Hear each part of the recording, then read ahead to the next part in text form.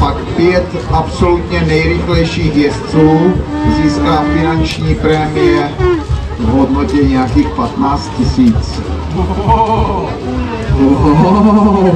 Tak to jsou pořadatelé českého poháru, teda štědří a partneři. No a my už tady ale máme prvního kadeta. Takže tohle byly výsledky nadějí, opravdu 5 desetin rozdíl mezi prvním a druhým místem, nádherný souboj. Doufám, takový souboj uvidíme i dál v sezóně 1-6-1.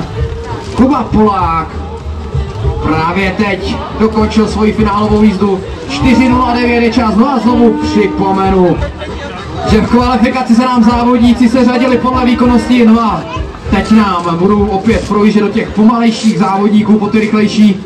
Samozřejmě někteří tam měli trošičku větší kreše, někteří menší kreše, ale plus minus by to mělo odpovídat výkonnosti, no a mělo by to zase opět gradovat. Na startu, kde by byl jinde? Kategorie kadeti, tady hodně divoká kategorie. To právě teď vidíme na dojezdou, kámo, pojď zvedačka, rozbíjačka, rozběni to, ono to ideálně rozběhnout nevadí, pojď, sabotáze rodínek. To jsou nervy, to jsou nervy. Ještě pořád nejsi v cíli. Emoce pracují naplno. Stále pátráme po GoPru, který zůstalo někde na trati. No to pojď, sorry, já světlejší a černý kalhoty.